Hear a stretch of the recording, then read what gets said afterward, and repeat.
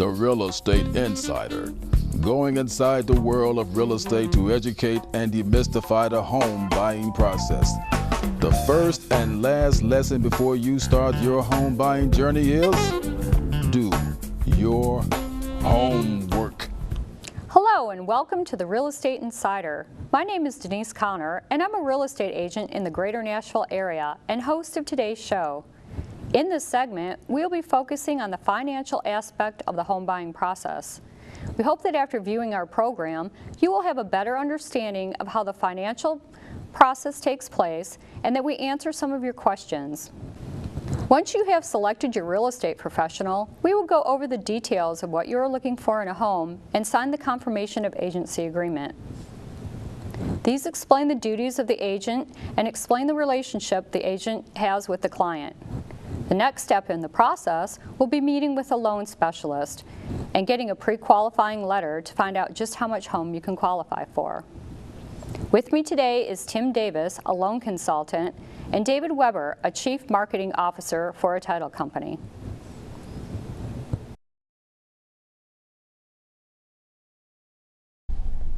Hello, and welcome to the Real Estate Insider. My name is Denise Connor, and I'm a real estate agent in the greater Nashville area and host of today's show. In this segment, we'll be focusing on the financial aspect of the home buying process. We hope that after viewing this program, you will have a better understanding of how the process works and that we answer some of your questions. Once you have selected your real estate professional, we will go over the details of what you are looking for in a home and neighborhood and go over the confirmation of agency agreement.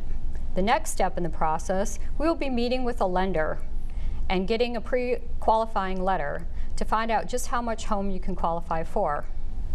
With me today are Tim Davis, a loan officer, and David Weber, a chief marketing officer for a title company.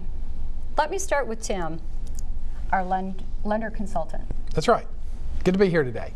And we want to talk about the pre-qualifying letter.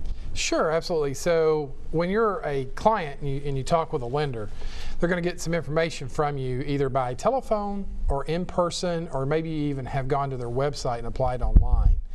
And after they've gathered this preliminary information, they're going to check out your credit rating and match your credit rating and what you've listed on your application up against potential loan programs that you could qualify for. So once they've got that complete, they're going to issue what's called a pre-qualification letter. And that pre-qualification letter is basically going to outline the terms and conditions of the loan that you could be possibly approved for. That would include the payment, how much you could potentially borrow, how much you would have to put down on the home if the down payment's required, what closing costs might be involved in the transaction, and also the dollar amount that you could go out and actually look for with your real estate agent in terms of a home. So those are some of the items that are going to be included in your pre-qualification letter that your lender issues to you that you can then get with your real estate agent about. And at that point, would the client need to bring their financial statements in, or is that later in the process? You know, I think it's a great idea to bring in your financial statements early in the process, right? Because the lender is going to want to look at, you know, when you put that application in and you say, well, this is how much money I make and this is where I work and this is how much money I have in the bank, they're ultimately going to ask to verify that information. So since you're going to have to provide it to them at some point during the process, it's just better to go ahead and get it to them early in the process, and that way they can make sure they have a really accurate pre-qualification letter, because a little bit of income one way or the other can make a big difference in your house payment and what you could qualify for. So I would get all that documentation to them right in the beginning. Okay, once we have the pre-approval letter and find the right home, we're then ready to make an offer and get the contracts drawn up and signed. After the offer is accepted, you will be asked for a good faith deposit or earnest money so the seller will know that your offer is made in good faith. The earnest deposit will be held in escrow by the title company and applied to the purchase price at the closing. So, David, can you tell us exactly what your role is as a title company? Sure, Denise, I'd love to. Once the title company receives the contract and the earnest money deposit, we begin our process. That consists of us going to the Register of Deeds office and pulling the property records to make sure that you and your client know what liens are against the property, and that the lender also knows what liens need to be paid off, so that your client can get their lien position and the lender can get their lien position. When I say that, I mean to make sure that everything from any prior owner has been paid off, so that your deed and your mortgage are in the proper place, so that someone else doesn't really own your property even though you think that you do. Sent the title commitment to the lender. They put the file into underwriting, and I think Tim would like to discuss that with us. Okay, Tim, could you tell us about what the underwriting process is? Yeah, absolutely. So the client has given in all the information, their paycheck stubs, their W-2s, any bank statements, right? And then the title company's provided the lender with the title commitment showing exactly what liens are on the property and what would need to be paid off. And we call that part of the lending process actually processing. So during processing, the lender will gather up the title commitment, the financial documents from the customer, as well as other documents needed, such as the appraisal. And so they'll go through this process of gathering in all this documentation, both from the client and from third parties. And once all that documentation is gathered at the lender's office, they'll put the file together and actually turn that into their underwriter. So what happens at that point is the underwriter takes all of the documentation that's come in, and they take the pre-approval that was issued in the beginning, and they start matching it up to make sure that all the what we call conditions that are in the pre-approval letter are met with written documentation.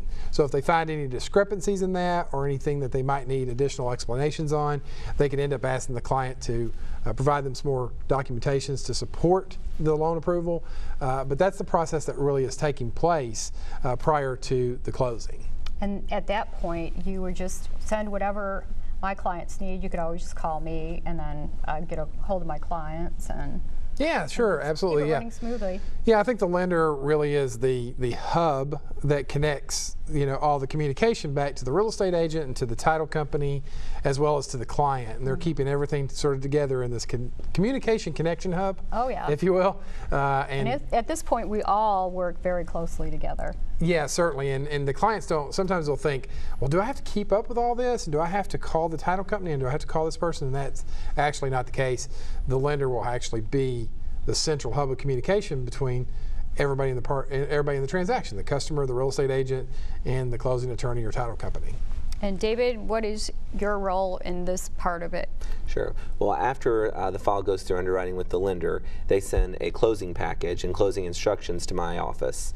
At this point, we prepare the settlement statement.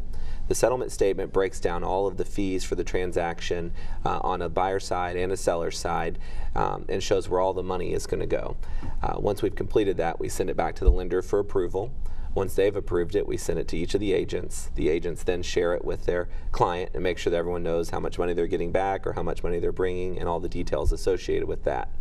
And that's actually called a HUD-1, correct? HUD-1, correct. That's the nickname that's given to it because it's mandated by HUD. So, yes, ma'am.